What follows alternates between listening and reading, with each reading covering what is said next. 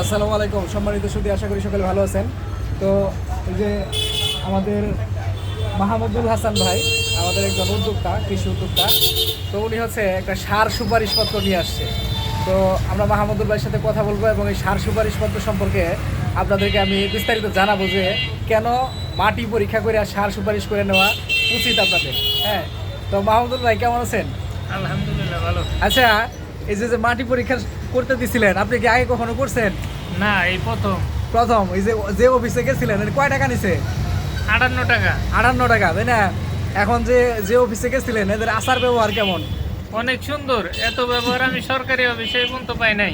আচ্ছা, মাশাল্লাহ, সত্যি সুন্দর ওদের আচার ব্যবহার।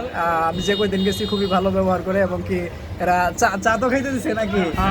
এরা হচ্ছে আমাদেরকে চাও খাওয়ায়। হ্যাঁ, কৃষকদের চাও খাওয়ায়। তো মাটি পরীক্ষা করা আসলে খুবই জরুরি। মাহমুদুল ভাই কি আগে এই বিষয়ে জানতেন? না না, তাহলে কিভাবে জানলেন? এই আপনার ভিডিও দেখে আমি পরে এগুলোর কাছে গেছি, পরে পরীক্ষা করলে আপনার সার অনেক কম লাগবে। আচ্ছা, পরে এই পরীক্ষা করে কেবল কাগজ নিয়ে এলাম। দর্শক, আমি হচ্ছে আমাদের প্রতিষ্ঠানে, তো আমাদের সামনের যে রাস্তা কিন্তু জ্যাম লেগে আছে, অনেক গাড়ির সাউন্ড, কথা কেমন বোঝা যাইতেছে আমি জানি না। তো আমারও একটা সার সুপারিশপত্র আছে, সেটা নিয়ে আর একটা বাসায় যায় ভিডিও দিব। তো আমি এখন আপনাদেরকে এই মাহমুদুল ভাইয়ের যে সার সুপারিশপত্র আছে এটা আমি আপনাদেরকে একটু ব্যাখ্যা বিশ্লেষণ করে বুঝাই যে কেন আপনাদের সার সুপারিশপত্র দরকার। আমি ক্যামেরাটা ঘুরে দেখাইতেছি। এই যে দেখেন, এই যে আবার একটা খামের মধ্যেও দিছে না ভাই? কত সুন্দর খামের মধ্যে ভরে দিছে। বিস্তারিত এখানে কৃষকের নাম ঠিকানা লেখা আছে শুরুতে। কাহনিয়া, 5 কাহনিয়া, বিন্নাপুর, টাঙ্গাইল সদর, টাঙ্গাইল। চাষের ফসল কী কী, মূলা, বেগুন, শশা, আবার টমেটো পরে যোগ করে দিছে। হ্যাঁ, দেখেন এরা এখানে টেস্ট করে আপনার মাটির পিএইচ পাইছে কত? 6.6 নিরপেক্ষ, মানে মাটিটা খুবই ভালো আছে। পিএইচটা আগে দেখাইলাম। পরে আসে নাইট্রোজেনে। নাইট্রোজেন হচ্ছে অতি নিম্ন। হ্যাঁ, অতি নিম্ন, মানে 50 গ্রাম করে আছে প্রতি শতাংশে আর কি। এখন এটা বেগুন যদি, মূলা যদি চাষ করে তাহলে দিতে হবে 1120 গ্রাম, বেগুন চাষ করলে দিতে হবে 1360 গ্রাম, শশায় 760 গ্রাম, টমেটোতে 910 গ্রাম।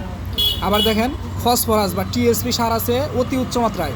যদি সে হইতেছে মূলা চাষ করে তাহলে দিতে হবে মাত্র 170 গ্রাম। তারপরে বেগুনে 170, শশায় 100 গ্রাম, টমেটোতে 110 গ্রাম, এটা মাত্র। কিন্তু আপনি যদি এমনি কারো কাছ থেকে একটা সার সুপারিশপত্র নিতেন মাটি পরীক্ষা ছাড়া, আমার কাছ থেকে বা অন্য কারো কাছ থেকে, যে কেউ আপনার হইতেছে 600 গ্রাম, 800 গ্রাম, 1 কেজি পর্যন্ত সার, টিএসপি সার দিতে বলতো। কিন্তু এখানে টিএসপি সার এত মাত্রায় আছে, সুতরাং এখানে টিএসপি সারের দরকার নাই। এই জন্য যদি আপনি এরকম মাটি পরীক্ষা করে চাষ করেন তাহলে আপনার হচ্ছে এই সার অপচয় হবে না, সরকারের ক্ষতি হবে না, দেশের ক্ষতি হবে না, আপনার নিজেও অর্থনৈতিকভাবে ক্ষতিগ্রস্ত হবেন না। তারপর দেখেন যে পটাশিয়াম অতি নিম্ন, মাত্র 130 গ্রাম করে আছে প্রতি শতাংশে।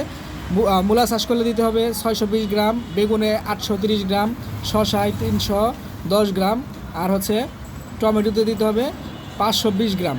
তারপর দেখেন সালফার বা গন্ধক, যেটা আমরা জিপসামের মধ্যে পাই। জিপসামে এখন ক্যালসিয়ামযুক্ত জিপসাম আছে, যেখানে সালফার এবং ক্যালসিয়াম দুটো একসাথে পাওয়া যায়।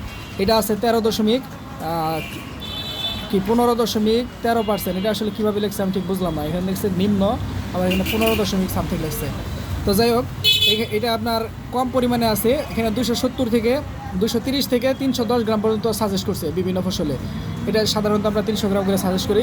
তারপর দেখেন জিঙ্ক আছে উচ্চমাত্রায়। জিঙ্ক দেন না জমিতে? উচ্চমাত্রায় আছে। জিঙ্কের কোনো দরকারই নাই, দেখছেন?